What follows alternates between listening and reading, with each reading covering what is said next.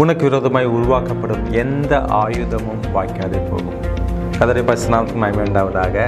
கர்த்தருடைய வார்த்தையின்படியே இந்த வார்த்தையை குறித்து நம்ம பார்த்து கொண்டிருக்கிறோம். இந்த மே மாதத்தில் வாக்குத்தத்த வசனம், உங்களுக்கு விரோதமாக உருவாக்கப்படும் எந்த ஆயுதமும் வாய்க்காதே போகும். நீங்கள் சொல்லிட்டு இருக்கலாம், ஒரு சில பேர் எனக்கு எதிராக பேசினா பரவாயில்ல, ஆனால் ஒரு கூட்டமே எனக்கு எதிராக பேசுகிறது. அந்த மாதிரி சம்பவத்தை இன்றைக்கி நம்ம பார்ப்போம். கர்த்தர் எப்படி அதை வாய்க்காமல் போக பண்ணுகிறார் என்று பார்ப்போம். வாருங்கள், வார்த்தையோடு இந்த நிகழ்ச்சிக்கு நேராக நாம் கடந்து செல்லலாம்.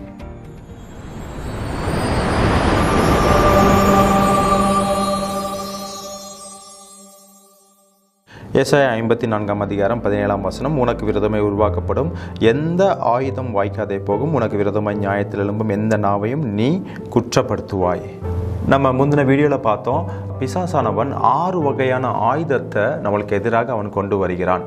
கர்த்தர் நம்மளுக்கு கொடுக்கிற அந்த சமாதானத்தை, பாதுகாப்பை, ஜெயத்தை, பலத்தை இதெல்லாம் திருடுவதற்காகவே, இந்த பெனிஃபிட்ஸ் எல்லாத்தையும் அவன் திருடுவதற்காகவே இந்த ஆயுதங்களை பயன்படுத்துகிறான். முதலாவது, மனிதர்களை நம்மளுக்கு எதிராக அவன் எழுப்புகிறான். கர்த்தர் அதை எப்படி வாய்க்காமல் போக பண்ணினார் என்று நம்ம பார்த்தோம். ரெண்டாவதாக, கர்த்தரையே நம்மளுக்கு விரோதமாக எழுப்பின போது கர்த்தர் அதை எப்படி வாய்க்காமல் போக பண்ணினார் என்று பார்த்தோம். மூன்றாவதாக, ஒரு சிலருடைய தவறான கருத்துக்கள் மூலமாக, காசிப் ஆக்டிவிட்டி, அது மூலமாக எப்படி நம்மளை மனமடி வாய்க்கிறான் என்று பார்த்தோம். அதை எப்படி கர்த்தர் வாய்க்காமல் போக பண்ணினார் என்று பார்த்தோம்.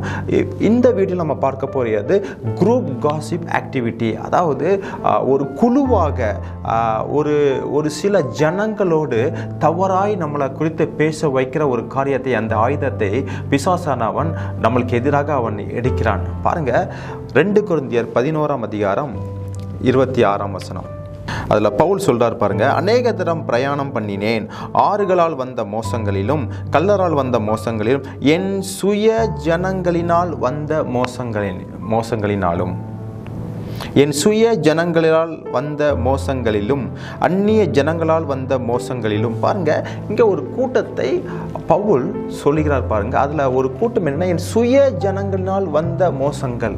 பிரதர், ஒரு தேர்ட் பர்சன் என்னை குறித்து தவறாக பேசினா எனக்கு பிரச்சனை இல்லை பிரதர், அது என்னை ஹர்ட் ஆகாது. ஆனால் என் சொந்த குடும்பமே, என் சொந்த ஜனமே எனக்கு எதிராக பேசுகிறதே, என் சொந்த மனைவி எனக்கு எதிராக பேசுகிறாளே, என் சொந்த புருஷனை எனக்கு எதிராக பேசுகிறாரே, என் சொந்த பிள்ளைகள் எனக்கு எதிராக பேசுகிறாரே, என் சொந்த ஊர் ஜனங்கள், என் சர்ச் மெம்பர்ஸ் எனக்கு எதிராக பேசுகிறார்களே. வசனம் தெளிவாக சொல்கிறது, இந்த பிசாசு எடுக்கிற இந்த ஆயுதத்தையும் கர்த்தர் வாய்க்காமல் போக பண்ணுகிறார். ஹல்லேலூயா, ஆமென் சொல்லுவோமா? சங்கீதம் 69:4 நிமித்தம் இல்லாமல் என்னை பகைக்கிறவர்கள் என் தலைமயிரிலும் அதிகமாக இருக்கிறார்கள். வீணாக எனக்கு சத்துருக்களாகி என்னை சங்கரிக்க வேண்டும் என்றிருக்கிறவர்கள் பலத்திருக்கிறார்கள். நான் எடுத்துக்கொள்ளாததையும் நான் கொடுக்க வேண்டியதாயிற்று. பாருங்க, இஸ்ரவேல் ஜனங்கள் தாவீதுக்கு விரோதமாக பண்ணுகிறார்கள். தாவீது பெத்லெகேம் என்ற ஊர்ல இருக்கிறான். அவனுக்கு பெலிஸ்தியர்களோ அமேலேக்கியர்களோ அவனுக்கு எதிராக இந்த மாதிரி காரியங்கள் செய்யல. அவனுடைய சொந்த ஜனங்களே, நிமித்தம் இல்லாமல் என்னை பகைக்கிறவர்கள் என்னுடைய தலை மயிரை காட்டிலும் அதிகமாக இருக்கிறாங்க. வீணாக எனக்கு சத்துருக்களாகி அவன் எடுத்து கொள்ளாததையும் எடுத்து என்று சொன்னா என்ன பட்டம் கொடுக்குறாங்க? திருட்டு பட்டம் கொடுக்குறாங்க. பிரியமானவர்களே, யார்? அந்நிய ஜனங்கள் கிடையாது, சொந்த ஜனங்கள். சொந்த கசின் பிரதர்ஸாக இருக்கலாம், சொந்த ஃபேமிலி மெம்பர்ஸாக இருக்கலாம், சொந்த நெய்பர்ஸாக இருக்கலாம். அதே சங்கீதம் 69:12 வாசலில் உட்கார்ந்திருக்கிறவர்கள் எனக்கு விரோதமாய் பேசுகிறார்கள், மதுபானம் பண்ணுகிறவர்களின் பாடலானேன். வாசலில் உட்கார்ந்திருக்கிறவர்கள், அதாவது ஒளிமுக வாசலில் மூப்பர்கள் உட்கார்ந்துருப்பாங்க, இஸ்ரேலில் இருக்கிற பெரியவங்க உட்கார்ந்துருப்பாங்க. அவர்கள் எல்லாரும் இவனுக்கு விரோதமாக பேசுகிறார்கள். இவன் நிச்சயமா தப்பு பண்ணியிருப்பான். யாராவது வீட்டில் ஒரு களவு போச்சுன்னா அது நிச்சயமா தாவீது தான் எடுத்திருக்கிறான். பாருங்க, காசிப், குரூப் காசிப் ஆக்டிவிட்டி. அது யார் பண்றா? இஸ்ரவேல் ஜனங்களே அவனுக்கு விரோதமாக பண்ணுகிறார்கள். இந்த சங்கீதம் 69:12 NRSVல நியூ ரிவைஸ் ஸ்டாண்டர்ட் வெர்ஷன், அதில் எப்படி போட்டிருக்குன்னா, I am the subject of gossip for those who sit in the gate and the drunkards make songs about me. என்னை குறித்து எப்பொழுதுமே தவறாய் பேசுகிறவர்கள், எப்பொழுதுமே என்னை குறித்து கேவலமாக பேசுகிறவர்கள், எப்பொழுதுமே என்னை குறித்து ரொம்ப மோசமான காரியங்களில் ஈடுபடுத்தி என்னை பேசுகிறவர்கள். தாவீதோட அங்கலாய்ப்பு பாருங்க. அதே 69ஆம் அதிகாரம் 19-20 போட்டிருக்கிறது. தேவரீர் என் நிந்தையும் என் வெட்கத்தையும் என் அவமானத்தையும் அறிந்திருக்கிறீர். என் சத்துருக்கள் எல்லாரும் உமக்கு முன்பாக இருக்கிறார்கள். நிந்தை என் இருதயத்தை பிளந்தது. நான் மிகவும் வேதனைப்படுகிறேன். எனக்காக பரிதபிக்கிறவன் உண்டோ என்று காத்திருந்தேன், ஒருவனும் இல்லை. தேற்றுவர்களுக்கு காத்திருந்தேன், ஒருவனையும் காணோம். இந்த மாதிரி சூழ்நிலை நீங்கள் போயிருக்கீங்களா?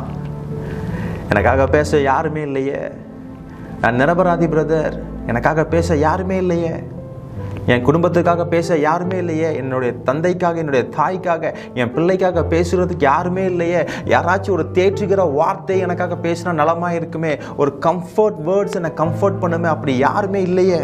இங்கே தாவீதுடைய நிலைமை அப்படி தான் பாருங்கள். எனக்காக பரிதபிக்கிறவன் உண்டோ என்று காத்திருந்தேன், ஒருவனும் இல்லை. தேற்றுகிறதுக்கு யாராச்சும் ஆள் இருக்குமான்னு காத்திருக்கிறேன், ஒருவனும் இல்லை.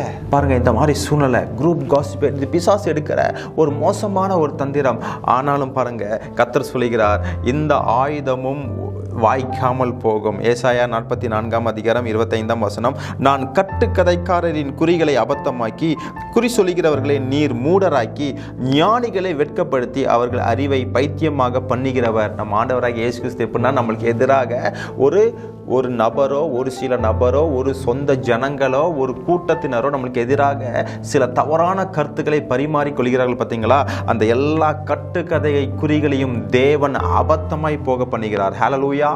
கர்த்தர் நிச்சயமாகவே நம்மளுக்கு எதிராக பிசாசு என்னென்ன காரியங்கள் அவன் ஆயுதத்தை அவன் எடுக்கிறானோ, என்னென்ன பட்டயங்கள் எடுக்கிறானோ, அது எல்லாமே வாய்க்காமல் போக பண்ணுகிற தேவனாக இருக்கிறார். நான் விசுவாசிக்கிறேன், இந்த ஏசாயா 54ஆம் அதிகாரம் 17ஆம் வசனம் நம்மளுடைய சிரசில் தங்கும் என்று. அடுத்ததாக 5வதாக என்னென்ன காரியத்தை பிசாசு எடுக்கிறான் என்றால் சர்க்கம்ஸ்டன்ஸ் ஆக்டிவிட்டி. அதாவது பார்த்தீங்கன்னா, சூழ்நிலை நிமித்தமாக பிசாசானவன் சில காரியங்களை அவன் பண்ணுகிறான். பாருங்க, மார்க் 4ஆம் அதிகாரம் 35ஆம் வசனம், அன்று சாயங்காலத்தில் அவர் அவர்களை நோக்கி அக்கறைக்கு போவோம் வாருங்கள் என்றார். அவர்கள் ஜனங்களை அனுப்பிவிட்டு அவர் படவில் இருந்தபடியே அவரை கொண்டு போனார்கள். வேறே படவுகளும் அவரோட கூட இருந்தது. அப்பொழுது பலத்த சுழல் காற்று உண்டாகி படவு நிரம்பத்தக்கதாக அலைகள் அதன் மேல் மோதிற்று. பாருங்க, த ஸ்டார்ம் அண்ட் விண்ட். சம்மந்தமே இல்லாமல் பிரதர், கடலில் போனால் இந்த காற்றும் கடலும் அடிக்க தானே செய்யும் அப்படின்னு நீங்கள் நினைக்கலாம். ஆனால் அந்த காற்றும் கடலையும் பிசாசினுடைய தந்திரங்கள் இருக்கிறது. பாருங்கள், நீங்கள் கேள்விப்பட்டிருப்பீங்க, சில இடத்துல ஆக்சிடென்ட் ஆகும். ஆனால் நிறைய பேர் சொல்லியிருப்பாங்களே, இந்த இடத்துல எப்போவுமே ஆக்சிடென்ட் ஆகிட்டு இருக்குது அப்படின்ட்டு. 2019 பிப்ரவரி மாதம் சுரண்டை பக்கத்தில் நாங்கள் ஊழியத்துக்கு போயிட்டு வந்தோம். ஊழியத்துக்கு போயிட்டு வரப்போதும் நாங்கள் திருப்பி வீட்டுக்கு திரும்ப வரப்போதும் ஒரு இடத்துல ஒரு பயங்கரமான ஆக்சிடென்ட். என்னுடைய வண்டி பார்த்திங்கன்னா அப்பளமாக நொறுங்கிட்டு, கூட வந்திருக்கிற சகோதரருக்கு ஒரு பயங்கரமான அடி. அதுக்கப்புறம் அந்த ஊர் ஜனங்கள் எல்லாரும் பார்க்குறாங்க, தம்பி இந்த இடத்துல எப்போவுமே ரத்தக்காவு வாங்கும் அப்படின்ட்டு. அடிக்கடி இங்கே ஆக்சிடென்ட் நடக்கும். பிசாசு சூழ்நிலைகள் நிமித்தமாக நம்மளுக்கு எதிராக அந்த ஆயுதத்தை அவன் கொண்டு வருகிறான். பிரியமானவர்களே, இங்க பாருங்க, கனசிரேத்து என்ற ஒரு இடத்துல ஒரு அசுத்தாவி பிடித்தவன், ஒரு லேகியோனுடைய ஆவியை பிடித்த அவனுடைய சீற்றம் தான் இந்த காற்றும் கடலும். ஆனால் ஒன்று மட்டும் ஊர்ஜிதமாக சொல்லுகிற பிரியமானவர்களே, உங்களுடைய படகில் அவர் அமர்ந்து நித்திரையாய் கொண்டிருக்கிறார். அப்படி என்றால் எந்த காற்றும் எந்த கடலும் அடித்தாலும் அது நம்மளை சேதப்படுத்த மாட்டாது. மார்க் 4ஆம் அதிகாரம் 39ஆம் வசனம், அவர் எழுந்து, அதாவது இயேசு கிறிஸ்து எழுந்து காற்றை அதட்டி கடலை பார்த்து இறையாதே அமைதலாயிரு என்றார். அப்பொழுது காற்று நின்று போய் மிகுந்த அமைதல் உண்டாயிற்று. இந்த வார்த்தைக்கு கிரேக்க பதத்தில் என்ன போட்டிருக்குன்னா, இறையாதே அமைதலாயிரு இருக்குல்ல, அதில் சியோபாவோ, SIOPAO. பாருங்க, சைலன்ஸ். அந்த காற்றையும் அந்த இரைச்சல், அந்த பிசாசு கொடுக்குற அந்த இரைச்சல், அந்த பிசாசினுடைய வாயில வருகிற அந்த இரைச்சல்கள், நம்மளுக்கு எதிராக பேசுகிற அந்த நாவுகளை கர்த்தர் என்ன பண்ணுகிறார் என்றால் சைலன்ஸ் ஆக்குறார், அதை டம் பண்ணுறார். பாருங்க, அந்த இடத்துல ஒரு பீஸ் உண்டாயிடுச்சு. ஆண்டவருக்கு தெரியும், இந்த ரூட் சிஸ்டத்தை அவர் பார்க்குறாரு. பாருங்க, இது சாதாரண காற்றும் கடலும் கிடையாது, இது பிசாசு கொண்டு வருகிற ஒரு ஆயுதம். வசனம் தெளிவாக சொல்கிறது, அந்த ஆயுதத்தையும் அவர் வாய்க்காமல் போக பண்ணுகிறார். இன்றைக்கி உங்கள் வாழ்க்கையில் சூழ்நிலை நிமித்தமாக அவன் கொண்டு வரான். பார்த்தீங்களா, பைக்கில் போனால் ஒரு ஆக்சிடென்ட், நீங்கள் எதுவுமே நீங்கள் சாதாரணமாக எடுக்கக்கூடாது பிரியமானவர்களே. எல்லாத்துக்கும் பின்பாக பிசாசினுடைய கிரியைகள் இருக்கிறது. ஆனால் ஆண்டவர் தெளிவாக சொல்கிறார், அந்த ஆயுதமும் வாய்க்காமல் போக பண்ணுகிற தேவன். கடைசியான ஒரு ஆயுதத்தை நம்ம அடுத்த வீடியோவில் நம்ம பார்ப்போம். Until then, bye from Dimal. God bless you.